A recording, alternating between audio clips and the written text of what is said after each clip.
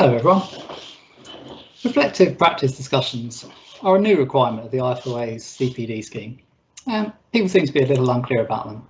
So I put this short video together to explain what they are and what you need to do going forward. Once you've watched this video, you'll know how to have a reflective practice discussion and who to have it with. But before we get on to that, let's just have a quick overview of the IFoA's new CPD scheme. I don't want to spend too much time on the scheme itself, as it's pretty simple.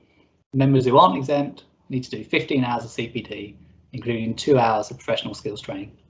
But I will briefly say that the IFoA's focus seems to have changed away from compliance and more towards ensuring members are learning and developing. So it's no longer about scrabbling around to get enough hours of vaguely relevant development, and instead it's about getting the right training for your personal needs. And the big new thing is that you must have an annual reflective practice discussion with an appropriate person, and that this must be completed to renew your membership. Let's dive down into what that means. So this discussion has two key aims. You need to assess that you've met your learning needs in the past year, and then you need to set your learning needs for the next year. Of course, for everyone, this is going to be a first time, so you may well need to reverse engineer what your learning needs were in the past year, but going forward, that should be a factual piece of information. So you will need to present evidence, which you'll document throughout the year, that you've had enough training and that you've achieved your learning outcomes. And in a bit of a change, this might well not be the result of sitting and listening to webinars or going to conferences, and could well be self-taught or on-the-job training instead. Having covered last year, you'll next want to discuss your ambitions and goals, your development and any future plans you have to agree on what next year's learning needs are for you. So for example, you may need to upskill in IFRS 17 as the accounting environment is changing, or you might need to learn more about pricing actuarial work because your role has expanded to include pricing, or maybe you need to learn more about the French insurance market as your company has recently grown into France. Also, if you have any gaps from last year and these remain relevant, then you may also feed those into next year's learning needs. So hopefully this slide will give you an idea about how to structure your reflective practice discussion. And don't forget, you will need to document your agreed learning needs ready for next year's reflective practice discussion. So who should be the appropriate person that you're discussing with?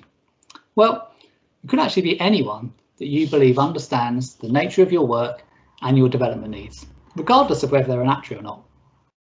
I think for many people this would naturally be your line manager, and obviously the timing and nature of the discussion should fit in well with your half-year performance review.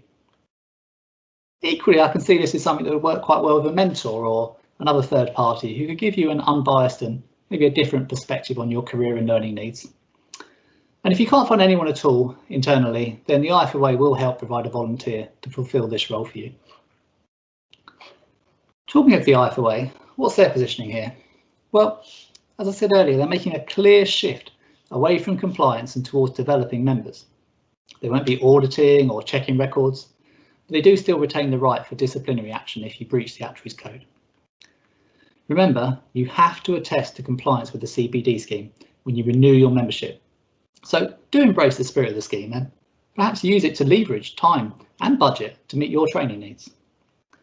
The IFoA will also be carrying out reflective practice discussions with a selection of members, but their key message is this is to help them to identify training needs for their members, and hence they can focus their events rather than being something that enables them to check up on people.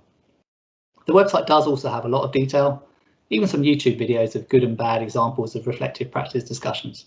I'll add some links in the comments below for you. So now hopefully you know what a reflective practice discussion is, you know who to have it with, and also more about why this change in the IFoA's CPD scheme has happened and how it can actually help you to drive forward your development. If you have any more questions on this and you can't find out the answers on the IFoA's website, please add them in the comments and I'll see if I can answer them. And while you're here, why not subscribe to my YouTube channel? There's plenty more information on actuarial subjects there, and I'd love to have you part of our actuarial community. Thanks a lot. Bye.